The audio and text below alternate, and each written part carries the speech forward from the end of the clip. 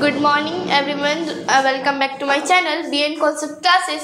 तो फ्रेंड्स, आज हम लोग पढ़ेंगे उपवाक्य क्लाउज। तो क्लाउज होता क्या है, इसके कितने प्रकार होते हैं, ये हम लोग जानेंगे।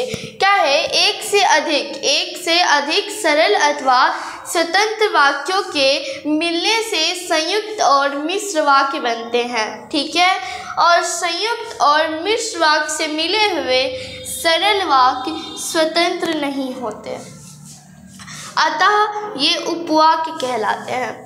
देखिए, इसमें क्या होता है कि एक से अधिक सरल वाक्य या सिंपल वाक्य अथवा या तो हम सिंपल वाक्य या स्वतंत्र वाक्य के मिलने से जब संयुक्त और मिश्र वाक्य बनते हैं, ठीक है, जब संयुक्त और मिश्र वाक्य बनते हैं, कंपाउंड एंड कॉम्प्लेक्स सेंटेंस बनते हैं, और वहाँ पे संयुक्त और मिश्र वाक्य में मिले हुए जो संयुक्त और मिश्र वाक्य में देखिए, हमने पढ़ा था सरल वाक्य अथवा, तो सरल वाक्य जो है, जब सरल वाक्य और स्वतंत्र वाक्य दो या एक से अधिक मिलते हैं तो वो क्या बनते हैं, संयुक्त या मिश्र वाक्य बनते हैं। और जब संयुक्त और मिश्र वाक्य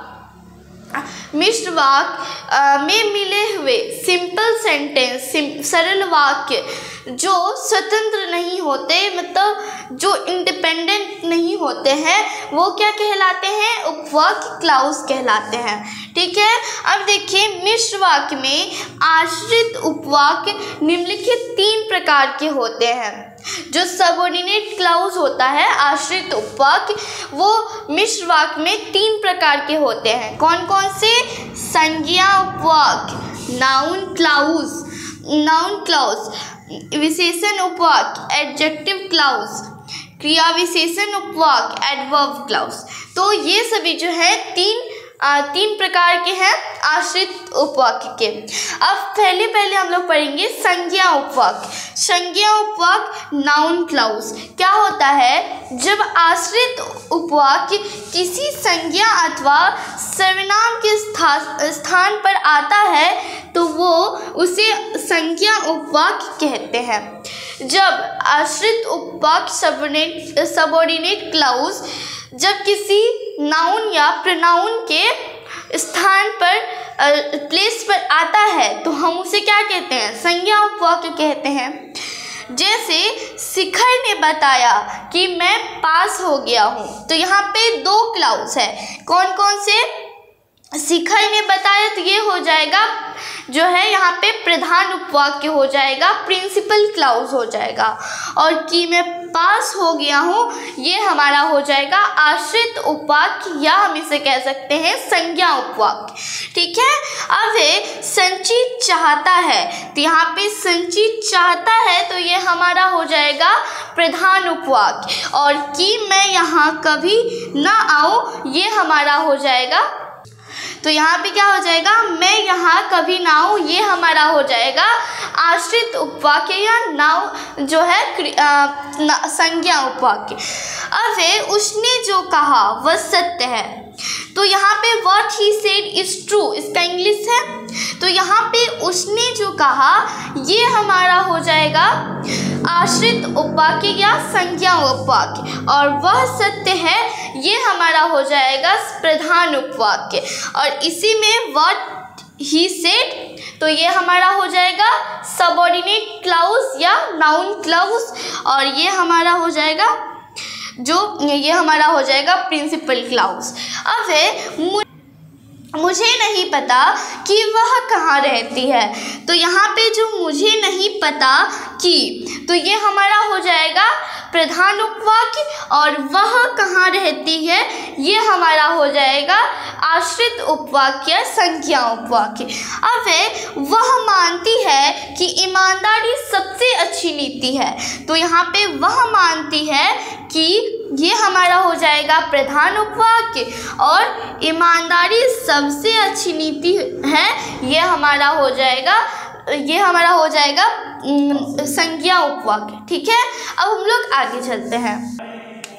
तो अब हम लोग आगे बढ़ेंगे। विशेषण उपवाक्य एडजेक्टिव क्लॉज क्या होता है? क्या है? जो आश्रित उपवाक्य प्रधान उपवाक्य की किसी संज्ञा या सर्वनाम की विशेषता बताता है उसे हम विशेषण उपवाक्य कहते हैं।